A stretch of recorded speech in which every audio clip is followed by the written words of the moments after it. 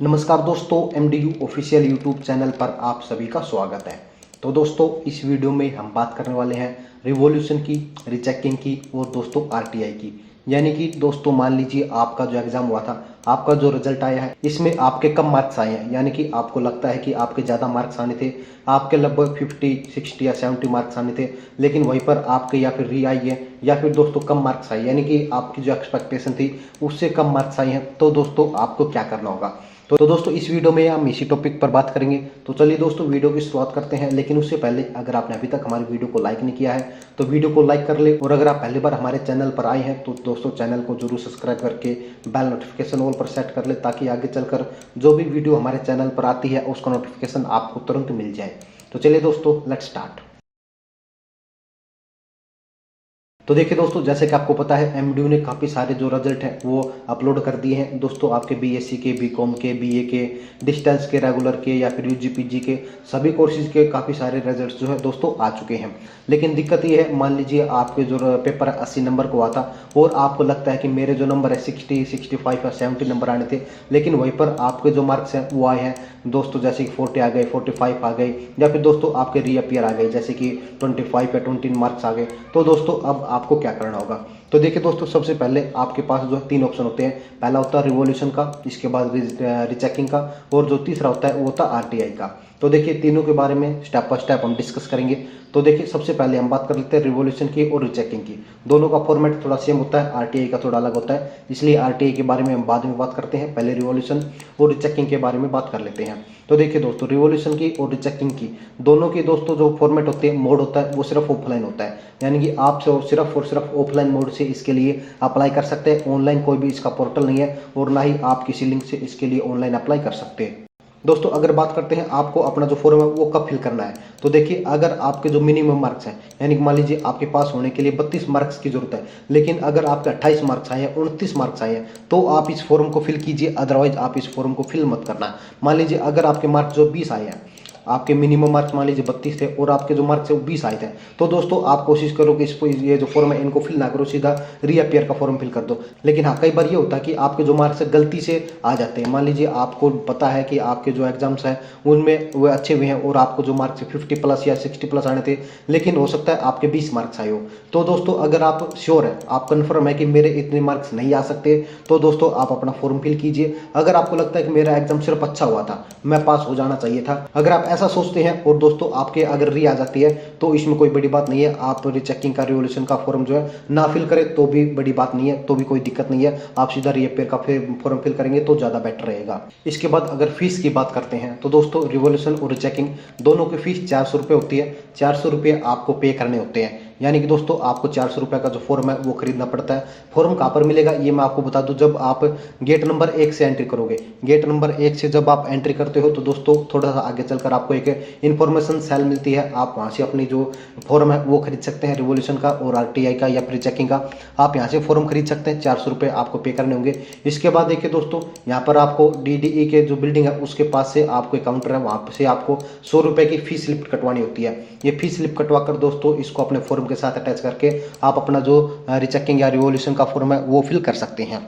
अब इसके बाद देखिए दोस्तों बात करते हैं रिवॉल्यूशन की, यानी कि इनमें एक्चुअली होता क्या है। तो देखिए दोस्तों, रिवॉल्यूशन की अगर हम बात करते हैं तो इसमें क्या होता है, आपकी जो आंसर कॉपी होती है उसको दोबारा से चेक किया जाता है। पूरी की पूरी कॉपी जो है दोबारा से चेक होती है, दोबारा से आपके मार्क्स दिए जाते हैं, चाहे आपके मार्क्स कम हो चाहे आपके ज़्यादा हो। यानी कि पूरी कॉपी आपके जो जितने भी क्वेश्चन आप अटेम्प्ट करके आए थे, जितने पेजेज आप फिल करके आए थे, उसको पूरी तरीके से दोबारा से चेक किया जाता है। लेकिन रिचेकिंग में क्या होता है, रिचेकिंग में सिर्फ आपके जो मार्क्स है, यानी कि आपके जो नंबर दिए गए हैं, सिर्फ उन्हें काउंट किया जाता है कि किस क्वेश्चन में कितने मार्क्स दिए गए हैं। और दोस्तों अगर आपका जो मार्क्स है उसमें कहीं जोड़ने में गड़बड़ तो नहीं की गई, यानी कि जो मार्क्स है उनको ऐड करने के दौरान गड़बड़ तो जो है नहीं की गई है, सिर्फ और सिर्फ ये होता है। लेकिन रिवॉल्यूशन में दोस्तों आपकी पूरी कॉपी दोबारा चेक होती है, दोबारा मार्क्स दिए जाते हैं। लेकिन रीचेकिंग में दोस्तों आपको सिर्फ और सिर्फ जो मार्क्स है उनको काउंट किया जाता है। यानी कि मान लीजिए आपके दोस्तों नंबर 78 जुड़ रहे थे, लेकिन गलती से वो 48 जो काउंट हो गए, तो दोस्तों ये आपको फायदा हो सकता है। लेकिन दोस्तों जो रिवॉल्यूशन होता है इसमें आपका जो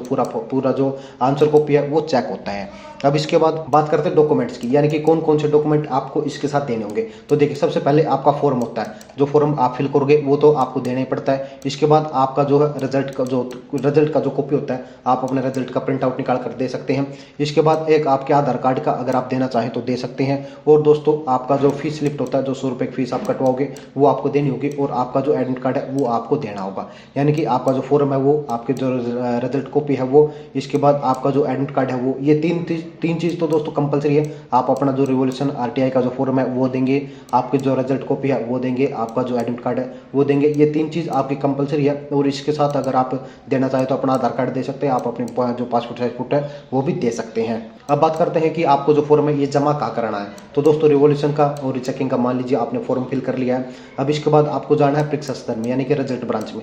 रिजल्ट ब्रांच में पीछे की ओर दोस्तों आपको गेट मिल जाएगा जहाँ पर लिखा होता है रिवोल्यूशन रिचेकिंग ब्रांच। आप वहाँ पर जाकर अपना जो फॉर्म है वो सबमिट कर सकते हैं। वापस से देखिए दोस्तों, जब आप अपना फॉर्म सबमिट करेंगे तो आपको एक डायरी नंबर मिलता है, वो आपको लिख लेना है, वो आपको याद रखना है। आगे चलकर हो सकता है फ्यूचर में वो जो डायरी नंबर है वो काम आ जाए। अब बात करते हैं आपकी आरटीआई की। तो देखिए दोस्तों आरटीआई का जो प्रोसेस है ये भी थोड़ा टिपिकल है। इसमें क्या होता है कि आपके जो आंसर कॉपी होता है, यानी कि आपने जो एग्जाम दिया था उसकी जो आंसर कॉपी है वो सीधी आपके घर पर आ जाएगी। मान लीजिए आपने इसका फॉर्म फिल किया है तो दोस्तों आपकी जो आंसर कॉपी है वो आपके घर आ जाती है। आप वहाँ पर देख सकते हैं आपने जो आंसर कॉपी है वो कैसे अटैम्प्ट की थी, आंसर आपने अटैम्प्ट किए थे, और दोस्तों उन आंसर में आपको कितने कितने नंबर दिए गए हैं। दोस्तों इसका प्रोसेस सिंपल सा होता है। आपको जो काउंटर इन्फॉर्मेशन सेल है वहीं से अपना जो फॉर्म है वो खरीदना पड़ता है। और दोस्तों आप जो रिजल्ट ब्रांच है उसमें पहले फ्लोर पर जाकर अपना जो फॉर्म है वो सबमिट कर सकते हैं। इसके बाद देखिए जब आप फॉर्म फिल कर दोगे तो दोस्तों लगभग 15 से 20 दिन बाद या फिर 30 दिन बाद, 15 से लेकर 30 दिन के अंदर जो है आपकी जो फोटोकॉपी है वो आपके घर पर आ जाएगी। आप वहाँ पर अपना जो है देख सकते हैं किसी अच्छे प्रोफेसर से जो है